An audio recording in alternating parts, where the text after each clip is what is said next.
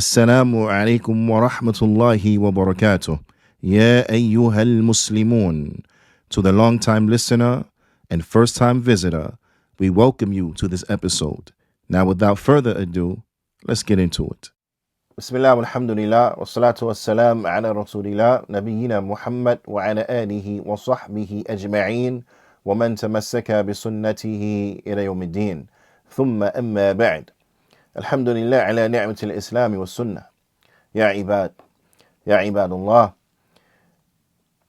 In continuing talking about those evil and despicable and disgusting and nasty characteristics, those characteristics that are the characteristics of the hypocrites. We've taken the first characteristic, and that is, as the Prophet sallallahu alaihi wasallam, he said, إِذَا حَدَّثَ كَذَبَ, that when they speak, they lie. When they speak, they lie and they say things that are not true. So now, in today's lesson, we want to look at the second and third characteristics. The second and the third characteristics from these evil, khisal, these evil characteristics. And that is, as the Prophet sallallahu alaihi wasallam, he goes on and he says, وَإِذَا وَعَدَ أَخْلَفَ. وَإِذَا وَعَدَ أَخْلَفَ. When they make a promise, they break it. They break their promise. وَإِذَا خَاصَمَ فَجَرَ. And when they dispute or they get into an argument with someone, an altercation with someone, then they fajara. They act in a nasty and a foul manner. They act in a manner that is nasty, that is foul, that is transgressive, that is extra, as the youth, they will say. And inshallah ta'ala, we'll come to see exactly what enters into that and what that entails. But let's look at the second characteristic. إخلاف الوعد. A person who breaks their promises. They break their promises. They say they're going to do something, then they don't do it. Let's look at this, because this is from the characteristics of the hypocrites. This is a characteristic that is unbefitting of a believer. This characteristic is unbefitting of a believer. Period. Why? Because it's a characteristic of the hypocrites. And no one in their right mind should want to act like a hypocrite. In any event, إخلاف الوعد. قال فضيلة الشيخ العلامة الشيخ عبد المحسن العباد البدر حفظه الله تعالى. He mentions, he says, breaking a promise, وذلك بأن يعد عدة وفي نيته ألا يفي بها, is that a person, they will make a promise, and while they are making this promise, they intend to not fulfill it. They intend to not fulfill the promise. So they're making a promise and they know, I'm not gonna keep this promise. They're lying when they make the promise. This is what is being spoken about here. That when they make a promise, they break it. The Shaykh goes on, he mentions something that's very important, because I know the believer should always be scared of being a hypocrite. The believer is the one who fears hypocrisy. The only people who don't fear falling into hypocrisy are who? Are the hypocrites themselves. The Shaykh mentions, says, فَأَمَّا إِذَا وَعَدَ وَهُوَ عَازِمٌ عَلَى الْوَفَاءِ بِالْوَعْدِ فَطَرَأَ لَهُ مَا يَمْنَعُهُ مِنَ الْوَفَاءِ فَهُوَ مَعْذُورٌ. He said, but the one who they make a promise, and when they make this promise, they are truthful in it. They fully intend on fulfilling it. But then something happens. فَطَرَأَ لَهُ. Something comes up, unexpected, and it prevents them from fulfilling their promise. Then this person is excused. This person is excused. مَعْذُورٌ. So I want you to keep that in mind. That if a person makes a promise and you fully intend on completing it and fulfilling this promise, and then something happens that prevents you, then you are excused. Then you are excused. And this is important for us to know for ourselves and also in dealing with others. If they promise us something and then something happens, they can't do it, then they're excused, and we should excuse them. Bi-idhnillahi ta'ala. There comes a hadith in the Sunan of Imam Abu Dawood. عن عبد الله bin Amr, on the authority of Abdullah bin Amr, أنه قال, he said, دعتني أمي يوما ورسول الله صلى الله عليه وسلم قاعد في بيتنا. He said that my mother called me one day while the Messenger of Allah صلى الله عليه وسلم, he was sitting in our house. فقالت ها تعالى أعطيك. So she said, يعني, come here, I'm going to give you something. ها تعالى أعطيك, come, I'm going to give you something. نعم. فقال لها رسول الله صلى الله عليه وسلم. So the Prophet صلى الله عليه وسلم, he said unto her, he asked her, وما أردت أن تعطيه. What do you intend to give him? Like, what, you told him, come, what are you going to give him? قالت, she said, أعطيه تمرا, I'm going to give him some dates. نعم.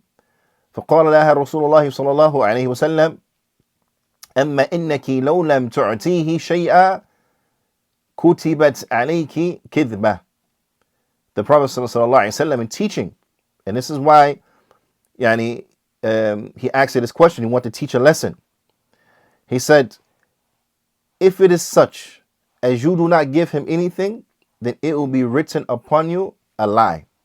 It will be written upon you a lie, that you told a lie. Then, to teach us the importance of seeking to tell the truth, telling the truth, and being truthful, honest, and dealing with one another. And if we promise someone something, that we fully intend on completing that promise. And if we don't, then it's written upon us a lie. Now, it's written upon us a lie. Now, if it is such as a person, they lie and say they're going to do something and make a promise, and they know all the while they are not going to do it, they do not plan on fulfilling this promise, then this is from the characteristics of the hypocrites. This person is like acting like a hypocrite. Now, this is how the hypocrites act. So we have to avoid that and stay away from that. There are a few things that I want just to quickly point out from this hadith. One, the Prophet ﷺ, he engaged us so as to teach a lesson. Two, when you look at what the Prophet ﷺ said to her, and you look at her responses to the Prophet ﷺ, they use enough words to convey what was needed to be conveyed, and that's it. They did not go beyond that. Now, this is a very important point when interacting with the opposite sex, that when you have to interact with them, you interact with them in a manner, and you say what you need to say straight to the point, and you don't add anything else to it. Now, you say what you say straight to the point, you add anything to it. This doesn't mean you have to be robotic. This doesn't mean you have to be unpolite, anything like that. No, you be polite, right? And you show good manners. But you only say what you have to say. You don't go beyond that. You don't go beyond that. So when you look to what the Prophet ﷺ, he asked her very few words. Naam. وَمَا أَرَدْتِ أَن تُطِيعِهِ. What do you intend on giving him? That's all he said. Look at her response. أُعْتِيهِ تَمْرًا. I'm going to give him dates. She didn't say anything else. I'm going to give him dates. Sit. And then look at the response of the Prophet ﷺ. وَأَمَّا إِنَّكِ لَوْ لَمْ تُعْتِيهِ شَيْئًا كُتِبَتْ عَلَيْكِ كِذْبًا. And if it is such as you don't give him anything, then it's going to be written upon you a lie. He didn't say anything else. This is how we are to interact with the opposite sex. Straight to the point, polite manner. We don't have to be rude and disrespectful. No, not at all. Straight to the point, polite.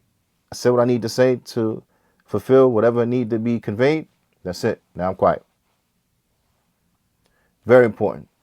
Anyway, this here, it shows us exactly what is intended when it says that when they make a promise, they break their promise.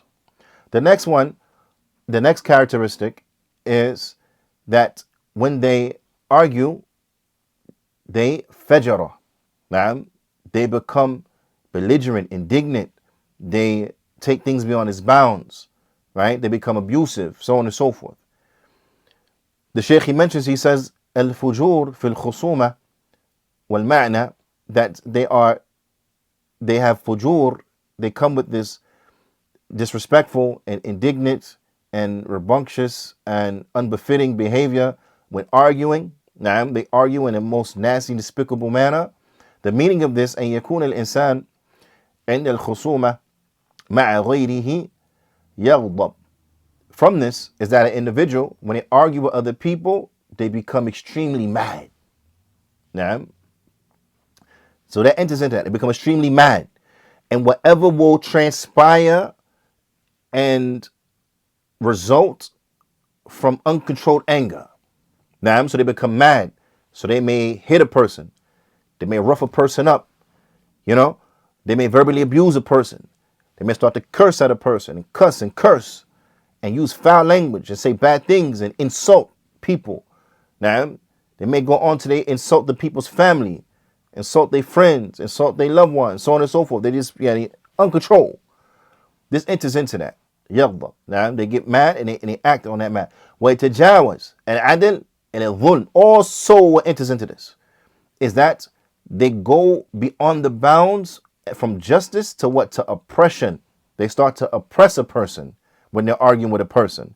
I want you to pay very close attention to this, because sometimes when it comes to mind that they act in an indignant and disrespectful manner when arguing, it comes to mind the first meaning. They get mad, and then when they get mad, they start, cussing, cursing, yelling, striking, hitting, like this, right? This is what comes to a person's mind.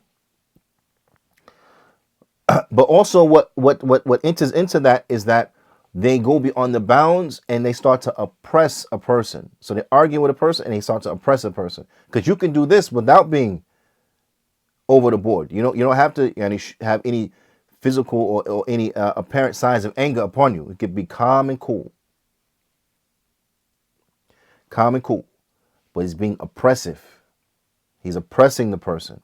Now, وقد قال الله سبحانه وتعالى, Allah Ta'ala, He says in His noble book, وَلَا يَجْرِمَنَّكُمْ شَنَآنُ قَوْمٍ عَلَىٰ أَلَّا تَعْدِلُوا. And do not allow your hatred for a people to lead you to be unjust, to oppress them. Now, just because you hate some people, that doesn't mean now you go to oppress them. No. This could be found in Surah Al-Ma'idah, verse number 8.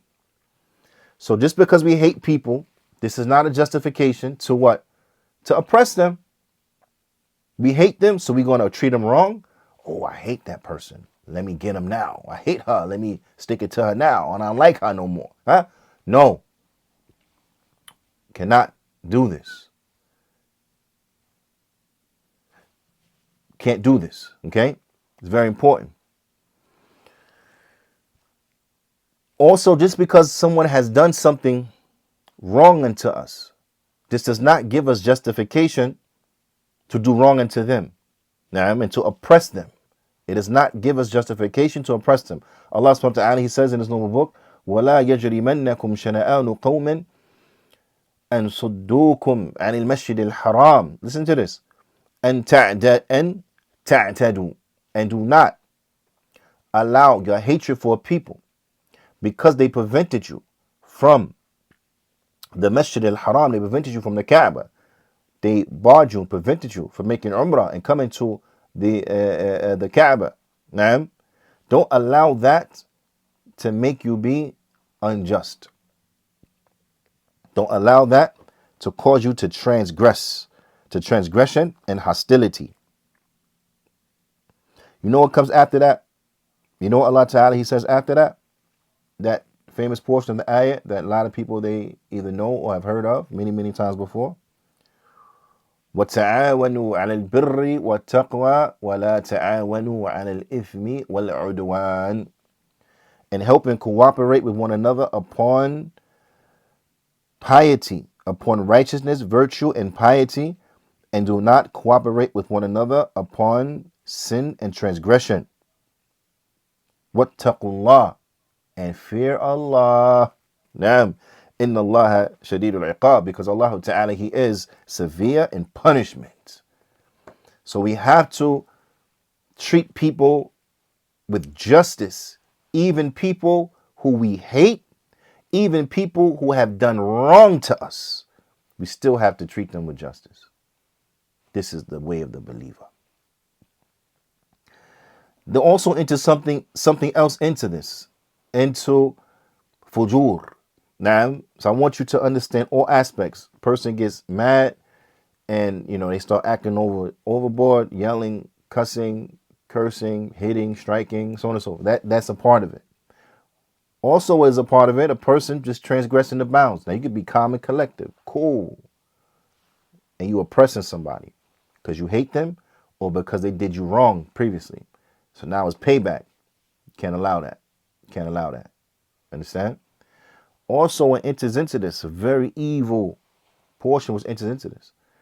والفجور الميل, the Shaykh mentions الميل على الحق والاحتيال في رده, is that you intentionally lie and you make the truth seem like it's wrong. That you intentionally lie and you're very deceptive in rejecting the truth. Now, you understand? That an individual, they will lie and they will deceptively reject the truth. This enters into fujur. This enters into fujur. Now, so how do we understand this a little more? Imam Ibn Rajab, he mentions in Jami' al-Ulum wal-Hikam, he mentions, فإذا كان الرجل ذا قدرة عند الخصومة سواء كانت خصومته في الدين أو في الدنيا. He said if an individual, regardless of whether they're arguing about a religious affair or they're arguing about an affair of the dunya, if they have the ability, when they're arguing with a person about that, على أن ينتصر للباطل, that they could gain victory by way of falsehood. نعم, gain victory by using falsehood. ويخيل للسامع أنه حق, and they present it in a way that the person thinks that it's true. So they start twisting facts. They start lying. They start being deceptive. They start using all of these deceptive manners of falsehood so as to prove their point and win an argument, as such as they convince the person that it is true. Now, as a youth, they will say they gaslight the person. Older heads, they may say they gas the person up. They gas them up. They gaslight them, gas them up, soup them up, trick them, deceive them into believing that a lie is actually true. Right? Now, this is very important because you can be cool and calm while you do this. You don't have to be all, no, you can be cool and calm. And you can do this when you're arguing. Person saying, I'm not acting, I'm not acting belligerent. I'm cool. I didn't even raise my voice. But see, this is the point. You don't have to raise your voice. You don't have to raise your voice to argue in a most disrespectful and unjust manner. You don't have to, because also enters into that is that you trick a person and you present falsehood as if it is the truth in order to win your argument.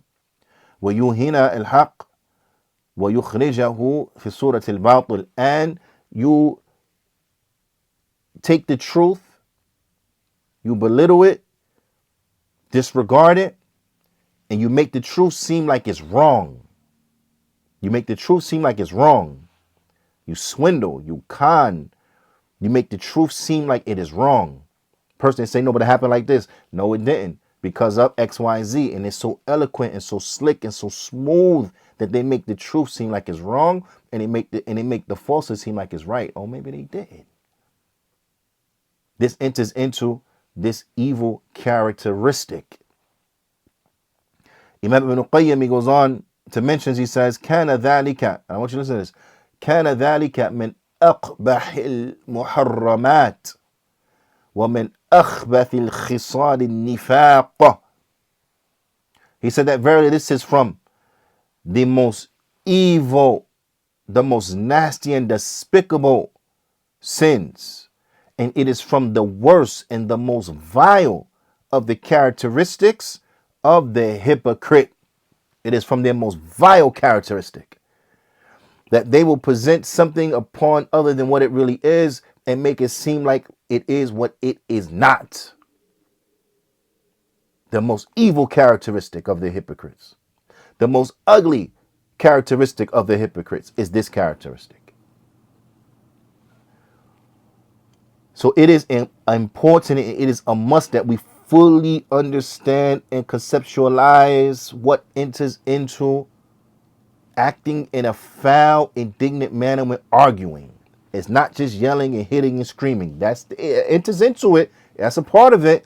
But you can also fall into this without yelling, hitting, and screaming. So we have to stay away from these evil and despicable characteristics. I encourage everyone to know and understand this hadith. Write it down in your notebooks. Memorize it. Those who have the ability to memorize it. Bithnillahi ta'ala is down in the description. So you can look at the text of the hadith. You can write it out, inshallah ta'ala. Ma'am. Memorize this hadith. Understand this hadith. This hadith is very important. This hadith is very important because it is a must that we learn what to do so that we can do it. And it is a must that we also learn what not to do so we know full and well what to stay away from upon knowledge. This is very important. Very important. Okay? So I want everyone, inshallah ta'ala, to be serious. Get the hadith down in the description. Benefit from it. Memorize it. Learn it. Share it with others. So you teach others, listen, you don't do this. Don't do this. This is evil. Don't do this. Okay? So inshallah ta'ala, check it out. Benefit from these other playlists and things, right? Wherever they may be on the screen somewhere. Okay? Benefit from those, inshallah ta'ala. Wa ila liqa. Until next time we meet. Astawdirukum Allah. Wassalamu alaikum wa rahmatullahi wa barakatuh.